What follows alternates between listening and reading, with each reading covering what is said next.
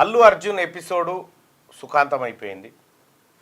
కొద్దిసేపటి క్రితమే జైలు నుంచి వాళ్ళ మామగారింటికి వెళ్ళిపోయిండు. సో అల్లు అర్జున్ అరెస్టు, అల్లు అర్జున్కు బెయిలు, అల్లు అర్జున్ జైలుకు తరలింపు, ఈ వ్యవహారం అంతా ఒక మహిళ మృతి చెందిన ఘటనలో జరిగింది. ఒక మహిళ మృతి చెంది ఆ మృతికి ప్రత్యక్షంగానో పరోక్షంగానో కారణమైనటువంటి అల్లు అర్జున్ గారి పైన కేసు పెట్టడం జరిగింది. A11గా ఆయనని ఆ ఎఫ్ఐఆర్లో చూపించడం జరిగింది. ఈ A11 అయినటువంటి అల్లు అర్జున్ గారిని నిన్న ఉదయం 11 గంటల ప్రాంతంలో పోలీసులు ఆయన ఇంటికి పోయారు. ఆయన ఇంటికి పోయేటువంటి సమయంలో ఆయన స్విమ్మింగ్ పూల్లో ఈత కొడుతున్నటువంటి సమయంలో ఆయనని అరెస్ట్ చేస్తున్నామని చెప్పి తీసుకురావడం జరిగింది. అయితే ఈ అరెస్ట్ అయినటువంటి వెంటనే బీఆర్ఎస్ పార్టీ నుంచి కేటీ రామారావు గారు ఒక ట్వీటు ఆయన స్టార్ట్ చేసినట్టే కింద ఇక వాళ్ళందరూ స్టార్ట్ చేయాల్సిందిగా ఆ దుకాణం స్టార్ట్ చేసిరు. ఆయన అరెస్ట్ చేస్తారా, సమయం అన్ని ఇయ్యరా, అట్లా ఇంటికి పోయి గుంజుకొస్తారా అనేటువంటి డైలాగులు కొడతా ఉంటే బీఆర్ఎస్ పార్టీకి సూటబుల్ అయ్యేటువంటి కాదు. ఇప్పుడున్నటువంటి ముఖ్యమంత్రి రేవంత్ రెడ్డి గారిని బెడ్రూమ్లోకి పోయి నైట్ పాయింట్ మీద టీషర్ట్ మీద పట్టుకొచ్చినటువంటి చరిత్ర బీఆర్ఎస్ పార్టీకి ఉంది. ఇదే బీఆర్ఎస్ పార్టీ నాయకులు మీద లైవ్లు ఉంటే గుంజుకపోయినటువంటి పరిస్థితి ఉంది. అక్కడ కోదండరామ్ సార్ ఇట్లా కోదండరామ్ సార్ ఇంటి దర్వాజాలు బలగొట్టి తీసుకుపోయినటువంటి చరిత్రకారులు బీఆర్ఎస్ పార్టీ నాయకులు. సిగ్గు లేకుండా బండి సంజయ్ని రేలింగ్ కట్ చేసి గ్యాస్ కట్టర్లు పెట్టి కట్ చేసి ఎత్తుకపోయిన చరిత్ర. సిగ్గు లేకుండా మీరు చెప్తారా? ఎఫ్ఐఆర్ ఎప్పుడు నమోదైంది? సంధ్యా థియేటర్లో ఘటన ఎప్పుడు జరిగింది? ఎప్పుడు రిలీజ్ అయింది ఆ సినిమా? 4వ తారీఖు నాడు రాత్రి 9 గంటల 4వ తారీఖు రోజు అర్ధరాత్రి ఆ ఘటన జరిగితే 5వ తారీఖు నాడు 5వ తారీఖు 6వ తారీఖు ఎఫ్ఐఆర్ నమోదైంది. అప్పటి నుంచి 13వ తారీఖు దాకా ఇన్ని రోజుల గ్యాప్లో ఇది అప్పుడే పెట్టిరు కదా అల్లు అర్జున్ గారి పేరు, అప్పుడే పెట్టిరు. దాని ద్వారా ఇంకా వీళ్ళే అందరూ రేపు పొద్దుగాల అల్లు అర్జున్ కాబట్టి వదిలిపెట్టిరు, ఆయన పట్టించుకుంటలేరని వీళ్ళే పోనీ ఆయనని A1 కూడా పెట్టలే. మళ్ళా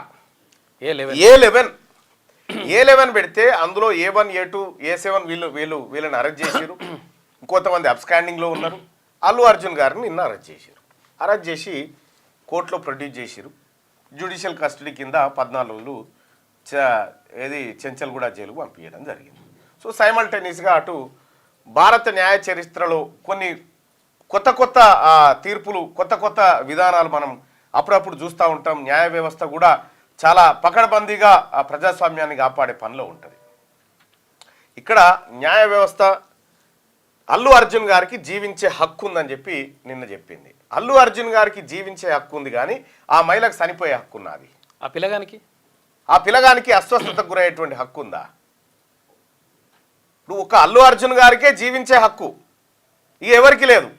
జానీ మాస్టర్కు జీవించే హక్కు లేదు, ఇంకెవరికి లేదు అనే రీతిలో చర్చ జరిగింది నిన్న రాష్ట్రంలో. సరే, హైకోర్టుకు ఉన్నటువంటి పవర్స్ ఆధారంగా క్వాష్ పిటిషన్ను మధ్యాంతర బెయిల్గా మలిసి బెయిల్ ఇచ్చి ఇమీడియట్గా రిలీజ్ చేసేటువంటి ఒక ఆదేశాలను గౌరవ న్యాయస్థానం ఇచ్చింది. న్యాయస్థానాన్ని గౌరవించాల్సిందే.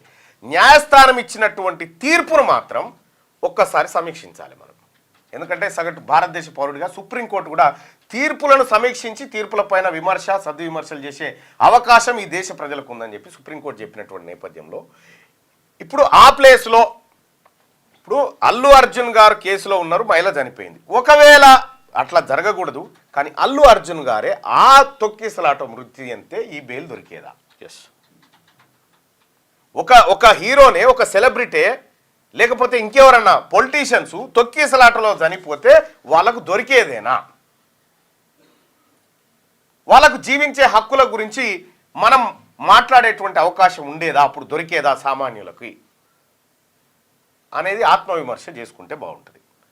రెండోది, అల్లు అర్జున్ గారు తీసుకుపోయి ఆయనను మొత్తం ఉరిశిక్ష విధించాలని ఎవరు చెప్తాడు? చట్టం తన పని తాను చేసుకుంటూ పోయింది. ముఖ్యమంత్రి గారికి రేవంత్ రెడ్డి గారికి ఏం సంబంధం అండి? రేవంత్ రెడ్డి గారికి అల్లు అర్జున్ గారినట రేవంత్ రెడ్డి గారు అరెస్ట్ చేయించిండు అని చెప్పి చెప్తా ఉన్నారు సిగ్గు లేకుండా. ఏం అవసరమైన నిజంగా మీ పరిపాలననే మేము కంటిన్యూ చేసినంటే వెళ్తాడా అల్లు అర్జున్ వాళ్ళకేని? వెళ్ళగలుగుతాడా వాళ్ళకేని? ఒకవేళ నిజంగానే అనుకుంటే వెళ్తుంటో కేసు అసాంఘిక కార్యకలాపాలకు అనైతిక విధానాలకు కాంగ్రెస్ పార్టీ ప్రభుత్వం దిగితే కనుక సాధ్యమేనా అది? అసలు అక్కడ మహిళ చనిపోయింది, చనిపోయినటువంటి మహిళ మృతదేహం ఉంది, ఆ మహిళ కొడుకు ఇప్పటికీ ఐసీయూలో ఉన్నాడు. అక్కడికి అల్లు అర్జున్ రాకపోతే ఈ ఘటన జరిగేదే కాదు.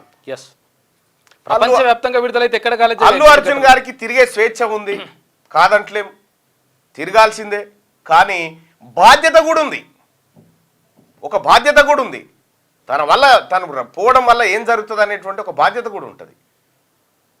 ఇక్కడ ఆ మహిళ చనిపోయింది, ప్రత్యక్షంగానో పరోక్షంగానో అల్లు అర్జున్ అక్కడికి రాక కారణం అనేది పోలీసులు ఎఫ్ఐఆర్లో నమోదు చేసిరు, రిమాండ్ రిపోర్ట్లో కూడా అదే చెప్పారు.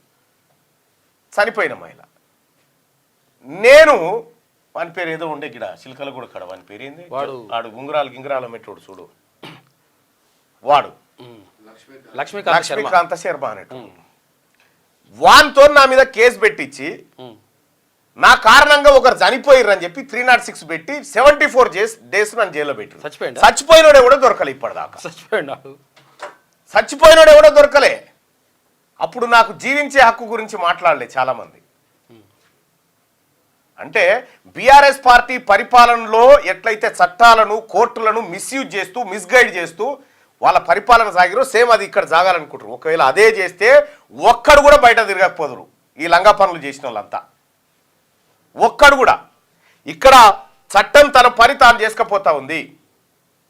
ముఖ్యమంత్రి రేవంత్ రెడ్డి గారు చేపించిండు అరెస్ట్ అంటే ముఖ్యమంత్రి రేవంత్ రెడ్డి గారికి చిల్లర పని అవసరం? ఆయన ఎవరా నిజంగా? పొలిటికల్ లీడర్ ఏమన్నా? ఆయన పొలిటికల్ లీడర్. ఆయనతో ఏమన్నా మాకేమైనా సత్సంబంధాలు ఉన్నాయా? పైపెచ్చు ముఖ్యమంత్రి గారికి దూరం నుంచి చుట్టాం ఆ పిల్లాడు. అవును, కంచాల చంద్రశేఖర్ రెడ్డి గారు తరఫున ఆ పిల్లగాడు ముఖ్యమంత్రికి దూరం నుంచి చుట్టాం. ఇంకా విషయం ఏంటంటే కంచాల చంద్రశేఖర్ రెడ్డి కాంగ్రెస్ పార్టీ నాయకుడు, వాళ్ళ మామ, పిల్లనిచ్చిన మామ. సిగ్గు లేకుండా ఆరోపణలు చేసి రేపు పొద్దుగాల కేటీ రామారావు గారికి ఇటువంటి పరిస్థితి ఏర్పడితే వీళ్ళందరూ కూడా మళ్ళీ మాకు మద్దతుగా రావాలని ఓ వాతావరణాన్ని క్రియేట్ చేశారు బీఆర్ఎస్ పార్టీ నాయకులు. కేంద్ర మంత్రి కిషన్ రెడ్డి గారు ట్వీట్ చేస్తాడు అక్రమ అరెస్ట్ అని చెప్పి. ఒక కేంద్ర మంత్రి ఈ భారతదేశాన్ని పరిపాలిస్తున్నటువంటి కేంద్ర ప్రభుత్వంలోని క్యాబినెట్ మంత్రి ఓ ట్వీట్ చేసిన తర్వాత వ్యవస్థలు ఇన్ఫ్లుయెన్స్ కావా? సామాన్యులకు ఏం మెసేజ్ పోతుంది అన్నట్టు దీని ద్వారా? అంటే ఇక్కడ సామాన్యునికి ఒక న్యాయము, లేకపోతే ఉన్నత వర్గాలకు ఇంకో న్యాయం ఉంటుందా? మీ బీఆర్ఎస్ పార్టీ పాలనలో బీజేపీ పార్టీలో సాధ్యమేమో ఇవన్నీ. ఆ పాలనలో కాంగ్రెస్ పార్టీలో ఈ ప్రజాప్రభుత్వంలో అందరూ సమానమే. మాకు ఎవడు పెద్ద కాదు, ఎవడు చిన్న కాదు. కోర్టు ముంగట హీరో ఉంటాడా?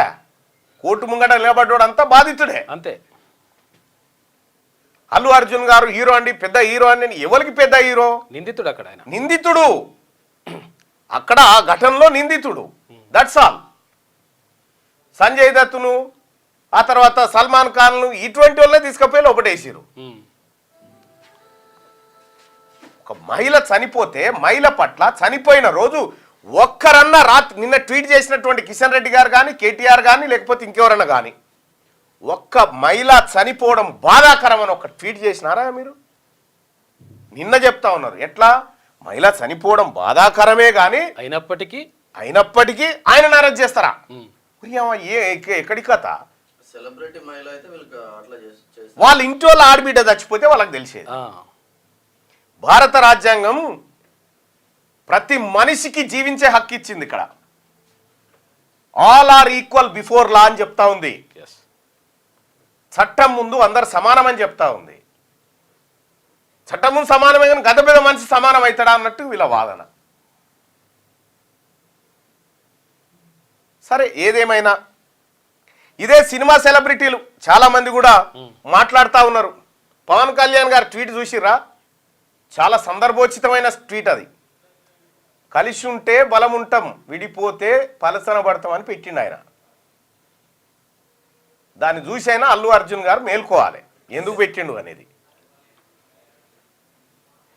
ఇక్కడ అల్లు అర్జున్ అయినా, అల్లు అర్జున్ మామ అయినా, అల్లు అర్జున్ నాయన అయినా, లేకపోతే ఒక రిక్షావాడైనా, రిక్షావాడి కొడుకైనా, వాళ్ళ మామ అయినా, ఎవరైనా అందరూ సమానమే.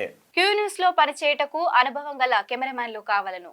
సంప్రదించవలసిన నెంబర్లు 8688926084, qnewsads@gmail.com ను సంప్రదించండి. లైక్ చేయండి.